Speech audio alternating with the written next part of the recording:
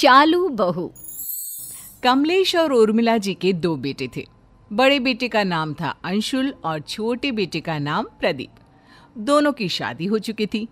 अंशुल की पत्नी सीमा और प्रदीप की पत्नी काव्या थी। बड़े बेटे अंशुल की पत्नी सीमा सीधे साधे स्वभाव की, वहीं दूसरी तरफ प्रदीप की पत्नी बड़े ही चालू स्वभाव की। मम्मी जी, मैंने किचन का सारा काम कर दिया है, नाश्ता बन गया है। आपको जब भी खाना हो मुझे बता देना। ठीक है बहू, थोड़ी देर के बाद मैं तुम्हें बताती हूँ।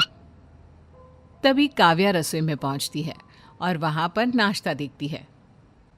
अरे क्या बात है, जिठानी जी ने तो अच्छा खासा ब्रेकफास्ट बना कर रखा हुआ है। जल्दी से अपना टिफिन पैक कर लेती हूँ, ऑफिस जाकर मजे से खाऊंगी। काव्या अपने टिफिन में खूब सारा ब्रेकफास्ट पैक कर लेती है, अपने लिए भी और अपनी ऑफिस की सहेली के लिए भी। अरे काव्या, चलो, तुम्हारा ऑफिस का टाइम हो गया है, मैं तुम्हें रास्ते में छोड़ दूंगा। हाँ हाँ चलिए, मैं तैयार हूँ। थोड़ी देर के बाद, सीमा बहू, मेरे लिए नाश्ता ले आओ। अरे मैंने तो इतना सारा ब्रेकफास्ट बनाकर रखा था, कहाँ चला गया? अभी तक तो किसी ने खाया भी नहीं है। अरे क्या हुआ बहू, नाश्ता लाने में इतनी देर क्यों लग रही है? मम्मी जी, मैंने नाश्ता बनाया तो था, लेकिन पता नहीं कहाँ चला गया। किचन में तो कुछ भी नहीं है। ये कैसी बात कर रही हो तुम? नाश्ता कहाँ चला जाएगा? मुझे तो लगता है तुम मुझे पागल बना रही हो। तुम्हारा काम करने का मन नहीं है ना? नहीं नहीं मम्मी जी, ऐसी कोई बात नहीं है, मैंने सच में ब्रेकफास्ट बनाया था। शाम को काव्या ऑफिस से लौट कर आती है और वो डिनर बनाती है। खाना खाते वक्त उर्मिला जी अपनी नाराजगी दिखाती है। काव्या बहू, तुमने तो खाना पूरा बनाया है ना, कम तो नहीं पड़ जाएगा? मम्मी जी क्या बात है, आप ऐसा क्यों कह रही हैं? हाँ मम्मी, हमारे घर में तो नाश्ता खाना सब कुछ पूरा ही बनता है। आप आज ऐसे क्यों पूछ रही हैं? अरे बेटा, ये तो तू अपनी बीवी से ही पूछ। सुबह मेरे लिए नाश्ता ही नहीं बनाया। अरे भाभी, आपने ये क्या किया? मम्मी जी के लिए ब्रेकफास्ट क्यों नहीं बनाया? नहीं नहीं, ऐसी कोई बात नहीं है, ब्रेकफास्ट बनाया था मैंने, लेकिन पता नहीं कहाँ चला गया। अरे भाभी, घर में रखा हुआ नाश्ता कहाँ गायब हो जाएगा? आप भी कैसी बातें करती हैं? कोई बात नहीं मम्मी जी, मैंने खूब सारा खाना बनाया है, आप आराम से खाइए। हो सकता है भाभी का मन ना हो नाश्ता बनाने का, सीधे सीधे तो वो आपसे कह नहीं सकती, क्यों भाभी? सबकी बातें सुनकर सीमा चुपचाप रह जाती है। और फिर एक दिन, देखो बच्चों, अब हमारी उम्र हो चली है। हमारी जो भी जमा पूंजी है, मेरा मतलब है कि तुम्हारी माँ के गहने वगैरह, हम चाहते हैं कि वो अब हम तुम्हें दे दें। अब तुम लोग उनकी देखभाल करो और अपने पास रखो। लेकिन पापा, आप है ना सब संभाल कर रखने के लिए। अरे पापा जी ठीक ही तो कह रहे हैं, कल को भगवान न करे उनकी तबीयत ऊपर नीचे हो जाए, कुछ हो जाए। अब इस उम्र में किस चीज का क्या पता है ना?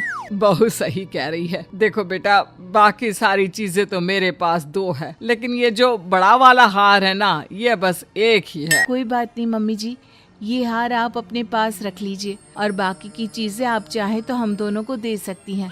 लेकिन मम्मी जी, आप इस उम्र में इसे कैसे संभालेंगी?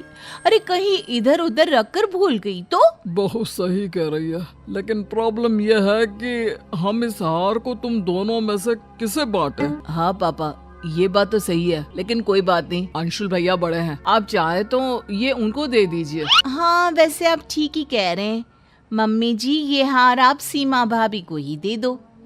अरे नहीं नहीं, इस पर तुम्हारा भी पूरा अधिकार है। पूरे परिवार में किसी को समझ में नहीं आता कि उस हार को दोनों बहुओं में किस तरह बांटा जाए। काव्या हार को पूरी तरह से अपने पास रखना चाहती थी, इसीलिए एक दिन मौका देखकर वो उर्मिला जी के पास पहुंच गई। मम्मी जी, मेरे मायके में ना शादी है, तो मुझे वो आपका बड़ा वाला हार चाहिए था। अरे हाँ हाँ, क्यों नहीं बहू, ले जाओ ले जाओ, तुम्हारे काम नहीं आएगा तो किसके आएगा, लेकिन थोड़ा संभाल कर रखना। हाँ बेटा। काव्या उस हार को लेकर अपने मायके चली जाती है और जब वो शादी से लौट कर आती है तो बुरी तरह से रोते और चिल्लाते हुए वापस आती है। ये देखकर सब लोग डर जाते हैं। क्या हुआ काव्या, तुम इतना रो क्यों रही हो? सब ठीक तो है ना काव्या? तुम्हारी हालत देखकर लग रहा है कि कुछ हो गया है। काव्या क्या हुआ? मैंने तुम्हें पहले ही अकेले जाने से मना किया था। क्या बताऊं, रास्ते में किसी ने मेरा पर्स छीन लिया और उसमें से मम्मी जी का बड़ा वाला जो हार था ना। आप सब प्लीज मुझे माफ कर दीजिए। हे भगवान, ये सब क्या हो गया? वो हार तो बहुत महंगा था। मम्मी जी मुझे माफ कर दो, चोर ने मेरी गर्दन पर चाकू रख दिया था। अगर मैं उसे वो हार नहीं देती तो वो मुझे मार देता। अरे कोई बात नहीं बहू, हार तो बहुत आ जाएंगे। भगवान का शुक्र है कि तुम ठीक हो। हाँ ठीक कहते हैं आप। अगर हमारी बहू को कुछ हो जाता तो। तुम हार की चिंता मत करो काव्या, हम दूसरा हार बनवा लेंगे। तुम अपना ख्याल रखो। कुछ दिनों के बाद एक दिन अचानक काव्या की मम्मी काव्या के ससुराल आ जाती है। उस वक्त काव्या अपने ऑफिस में थी। कैसी हैं समधन जी? बहुत दिन हो गए, सोचा आपसे मिलकर आती हूँ। अरे बहुत अच्छा किया। और बताइए सब ठीक है ना? हाँ जी सब ठीक है। ये काव्या ना एक पैकेट मुझे दे गई थी जब शादी में आई थी। पहले तो मुझे पता ही नहीं था इसमें क्या है, लेकिन जब खोलकर देखा तो कुछ कीमती सामान था, इसलिए सोचा सही समय पर उसे वापस दे देती हूँ। अच्छा, जरा दिखाइए क्या है इसमें। उर्मिला जब उस पैकेट को खोलकर देखती है तो उसमें वही वाला हार निकलता है जिसके लिए काव्या ने कहा था कि वो चोरी हो गया है। जब काव्या ऑफिस से लौट कर आती है।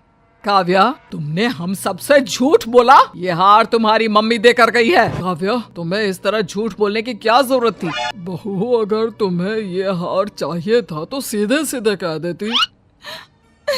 मुझे माफ कर दीजिए, मुझे लगा कि मैं अपनी चालाकी से हार खोने का नाटक करूंगी और फिर वो हमेशा के लिए मेरे पास ही रहेगा। और मुझे क्या पता था कि मेरी अपनी मम्मी ही मेरी चालाकी को सबके सामने इस तरह खोल कर रख देगी। I am sorry.